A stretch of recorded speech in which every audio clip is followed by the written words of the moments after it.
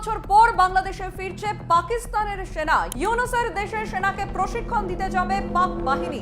শেখ হাসিনা সরকারের পতনের পর থেকেই ভারত এদেশকে নানাভাবে কোণঠাসা করার চেষ্টা করে যাচ্ছে। এর প্রধান কারণ হিসেবে ধরা হয় বাংলাদেশ পাকিস্তানের বন্ধুত্ব হয়ে যাওয়ার ব্যাপারে ভারতের প্রবল আশঙ্কা। বাংলাদেশ সম্পর্কে পাকিস্তানের পররাষ্ট্রমন্ত্রীর মন্তব্যে সেই আশঙ্কা আরও প্রবল করেছে। বাংলাদেশের অন্তর্বর্তীকালীন সরকারের মাননীয় আইন উপদেষ্টা তার এক বক্তব্যে বলেছিলেন, এদেশে ২৬ লক্ষ ভারতীয় নাগরিক চাকরি করছে। যখন আমরা পাকিস্তানে ছিলাম তখন কতজন পাকিস্তানি এই দেশে চাকরি করত, আর এই স্বাধীন বাংলাদেশে কতজন ভারতীয় এই দেশে চাকরি করে? আমরা পত্রপত্রিকা করি ২৬ লাখ ভারতীয় চাকরি করে। ২৪ সালের গণঅভ্যুত্থানের মাধ্যমে শেখ হাসিনা সরকারের পতন হওয়ার পর ভারতের সাথে বাংলাদেশের বাণিজ্যিক সম্পর্কে বেশ টানাপোড়েন চলছে। বিশেষ করে পাকিস্তান থেকে বাংলাদেশ পেঁয়াজ, ডাল আমদানি করলে এই টানাপোড়েন গিয়ে ঠেকে অনেকটা তলানিতে।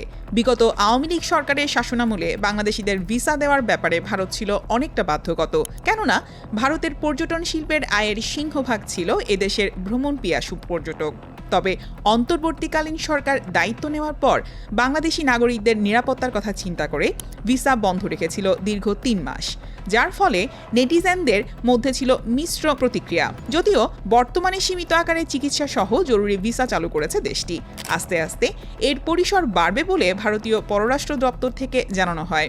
বাংলাদেশিদের ভিসা বন্ধের ফলে ভারতের পর্যটন খাতে নেমেছে ভয়াবহতা। বিশেষ করে কলকাতার সিংহভাগ পর্যটক ছিল বাংলাদেশিদের। দীর্ঘদিন ভিসা বন্ধ থাকার কারণে মোটা অঙ্কের ক্ষতির মুখে পড়তে হয়েছিল কলকাতার ভারতীয় ব্যবসায়ীদের। বাংলাদেশি দাদা না আসলে না কলকাতা সব ভুকা মরে যাবে।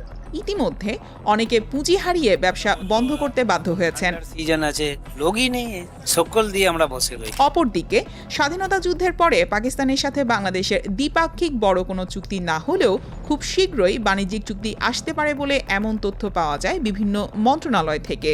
কিন্তু ভারতের বিভিন্ন গণমাধ্যম এই বিষয় নিয়ে নানা ধরনের গুজব ছড়াচ্ছে। বিশেষ করে পাকিস্তান থেকে জাহাজে করে পেঁয়াজ আমদানিকে ভারতের বেশ কিছু গণমাধ্যম অস্ত্র আমদানি বলে আখ্যায়িত করেছে। সেই সাথে গত ২৭ ডিসেম্বর ভারতীয় বেশ কিছু গণমাধ্যম দাবি করে দীর্ঘ ৫৩ বছর পরে পাকিস্তান সেনাবাহিনী বাংলাদেশ আসছে। এর কারণ হিসেবে তারা উল্লেখ করেছে উন্নত প্রশিক্ষণ দেওয়াকে। তবে ভারতের এই দাবিকে ভিত্তিহীন বলে উল্লেখ করেছে আন্তঃবাহিনী গণসংযোগ অধিদপ্তর ISPR। তারা এক বিজ্ঞপ্তি প্রতিবেদনে বলে, গত ২৭ ডিসেম্বর ২০২৪ তারিখে ভারতীয় গণমাধ্যম আনন্দবাজার পত্রিকায় প্রকাশিত উর্দিতে বাঙালি গণহত্যার রক্তের ছিটে ৫৩ বছর পর বাংলাদেশে ফিরছে সেই পরাজিত পাক ফৌজ শিরোনামের প্রতিবেদনটিতে বাংলাদেশ সেনাবাহিনী সম্পর্কে বিভ্রান্তিকর এবং ভিত্তিহীন তথ্য উপস্থাপন করা হয়েছে। বাংলাদেশ সেনাবাহিনী পেশাদারিত্ব, নিরপেক্ষতা এবং আন্তর্জাতিক সহযোগিতার নীতিতে প্রতিজ্ঞাবদ্ধ। নিয়মিত কার্যক্রমের অংশ হিসেবে বাংলাদেশ সেনাবাহিনী বিভিন্ন দেশের সশস্ত্র বাহিনীর সঙ্গে বন্ধুত্বপূর্ণ সম্পর্ক বজায় রাখে এবং পারস্পরিক বোঝাপড়া ও দক্ষতা বৃদ্ধির জন্য ছাত্র বিনিময় ও প্রশিক্ষণ সহ বিবিধ সহযোগিতামূলক কর্মসূচি পরিচালনা করে। প্রতিবেদনটিতে আরও বলা হয়, পাকিস্তান সেনাবাহিনীর কোনো প্রশিক্ষক দল বা প্রতিনিধি দলের বাংলাদেশের কোনো সেনানিবাসে প্রশিক্ষণের জন্য আসার কোনো পরিকল্পনা নেই। এই দাবি পুরোপুরি ভিত্তিহীন এবং বাস্তবতার সঙ্গে কোনো মিল নেই। এই প্রতিবেদনে আরও উল্লেখ করা হয়, কলকাতার আনন্দবাজার প্রতিবেদনটি তাদের পত্রিকা প্রকাশের আগে ISPR এর কোনো বক্তব্য নেয়নি, উল্টো মিথ্যে তথ্য দিয়ে মানুষকে বিভ্রান্ত করেছে। এই বানোয়াট প্রতিবেদনের নিরপেক্ষতা ও বিশ্বাসযোগ্যতা নিয়ে এখন প্রশ্ন আসলে তোলাই যায়।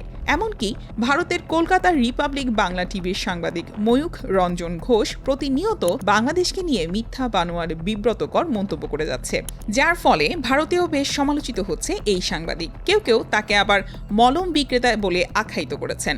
ইতিমধ্যে ভারতেও তার বিরুদ্ধে প্রতিবাদ করতে দেখা গেছে।